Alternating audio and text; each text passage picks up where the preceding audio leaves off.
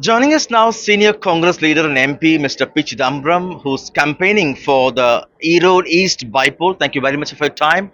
High-profile leaders like you campaigning, it's so important. It's the first by-election after the DMK came to power. Naturally, it has its importance because we have to show that the UPA or the Secular Democratic Alliance on Tamil Nadu still continues to enjoy the overwhelming support of the people of Tamil Nadu. Naturally, in a by-election, government, the government party will strain every effort, and therefore we are attaching the same importance to this by-election as the AIADMK attached to by-elections during its regime. The outcome could be seen as a prelude to the Lok Sabha elections in 2024. I think so. The Lok Sabha elections are 14 months away. Uh, God forbid there is no other by-election. This will be the test election for the Lok Sabha election, and therefore we want to register an emphatic victory. Therefore, this momentum carries up to the Lok Sabha election. This is also being seen as a referendum on the DMK government here. Many point out a few key poll promises are yet to be fulfilled, like exemption of NEET or the 1,000 rupee monthly assistance promise for women. Will that be working against you? It's a myth created by the opposition party. Election promises are made in a manifesto for 5 years. Uh, I have been part of the manifesto committee of the Congress party. We make the promises for 5 years. It doesn't mean that all the promises have to be implemented on the first day, in which event the term of the government must be one day.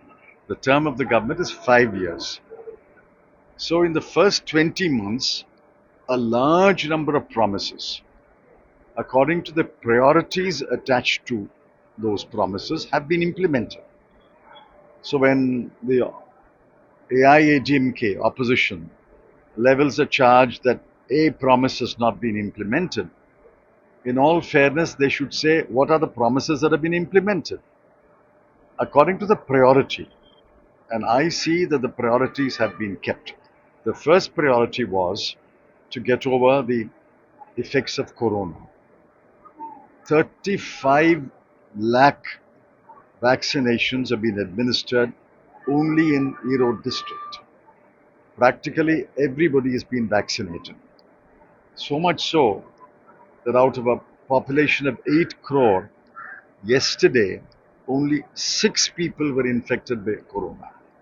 Day before yesterday, only 8 people were infested by corona. Therefore, it's a tremendous achievement of the DMK government, which came right in the height of the corona to take control of the situation and administer lakhs and lakhs of vaccines. The second one was about our children's education. There was tremendous learning loss in those 2 years. Children could not go to school, especially children in rural India who were going to government schools could not go to school. They did not have smartphones to learn the lessons. So the learning loss was first identified, to the best of my knowledge, all over India. The learning loss was first identified by the DMK government, and they set apart a large amount of money to bridge the learning loss. So the Illam Tedi Kalvi, education at your doorstep, has bridged the learning loss to a substantial extent.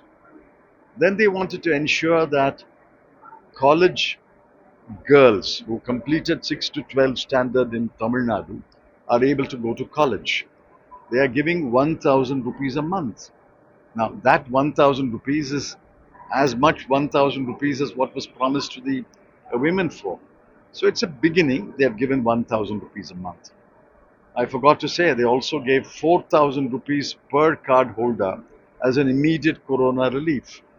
Therefore, I think a number of steps according to priority have been done, and the remaining will be done.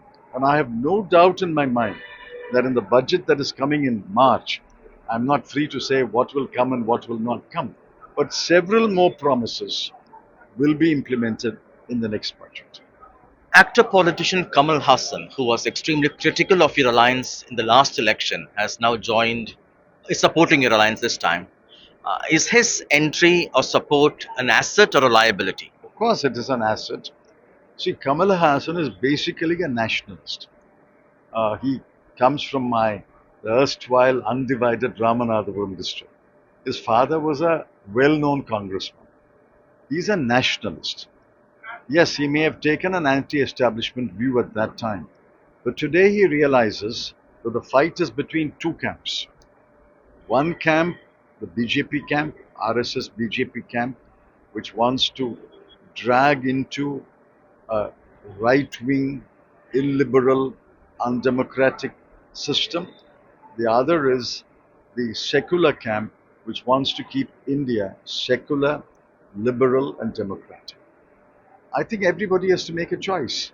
And I'm very happy that Mr. Kamal Hassan has made the right choice.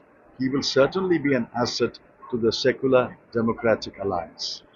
The AIADMK chief, Mr. EPS, alleges that the DMK alliance confines voters in enclosures, pays the money, feeds them with biryani. He alleges cash for votes. But these are allegations. There is an election commission. The ECI is under the central government. In fact, our criticism is the ECI has been doing bidding of the Modi government. So you can always complain to the ECI. See, these allegations will be there in every by-election. When the AIADMK was in power, in 2019 alone, there were 5 by-elections.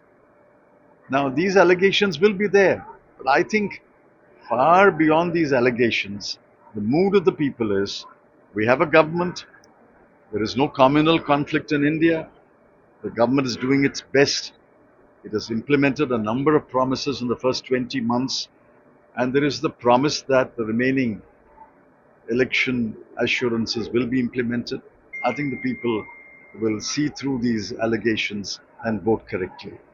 Lastly, the AIADMK-BJP alliance is supremely confident of victory, saying just like the DMK alliance bucked the trend last time in a by-election, they could do it this time. These are flights of imagination. I wish them well. As far as I am concerned, the BJP is a liability for the AIADMK. Privately, if you talk to the AIADMK leaders, they'll tell you the BJP is a liability. If they can buck the trend with the BJP, why don't they take the BJP leaders along with them and house to house campaigning? Why are BJP leaders not speaking from the AIADMK stage?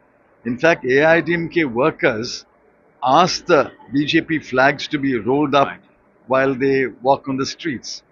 The BJP is a huge liability, but I'm very happy that the AIADMK is carrying this liability. Thank you so much for your time. That was Mr. P Chidambaram talking to us as he campaigns in the Erode East Assembly constituency ahead of the by-poll. In Erode with Suresh, Sam Daniel, Find It TV.